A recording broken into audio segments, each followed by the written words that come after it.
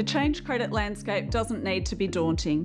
Being aware of the changes and getting the right advice means that you'll be in the best position to plan and establish appropriate lending terms. Responsible lending has nothing to do with credit or risk assessment for lenders. It's about determining whether someone can repay a loan without substantial hardship and whether the loan will meet their requirements and objectives. There's 3 key guidelines that govern responsible lending. As advisors, we need to understand your financial situation, we need to verify your position, and we need to assess affordability and suitability before we can proceed.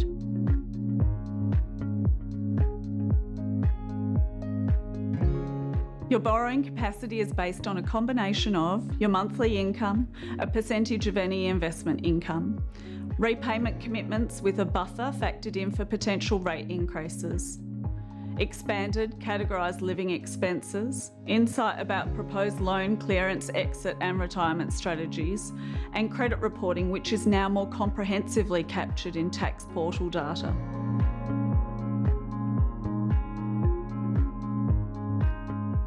The current credit landscape is cautionary, which means that lenders will be extra vigilant when determining whether borrowers' income is sustainable and consistent. This can be understandably frustrating at times, but having market insight and knowledge of the changes can help navigate this.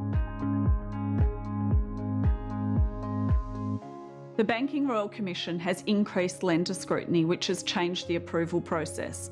Lenders have introduced secondary vetting from compliance teams to ensure that documents are verified, which increases timeframes. Another factor is that conditional approvals or credit assessments are now only valid for 90 days instead of 6 months. This leads to approvals having to be reassessed, which again contributes to extended wait times.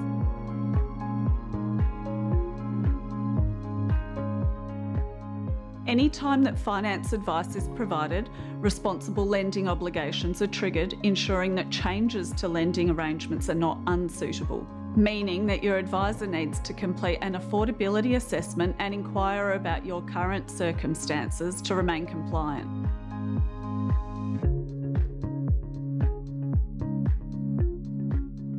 ASIC believes that when borrowers state their expenses as a single lump sum, they will often underestimate their actual living expenses, which can result in unsuitable finance being provided. As a result, you'll now be asked to break down your living expenses in detail by categories such as groceries, insurances, utilities, to provide a more accurate picture of your total expenses.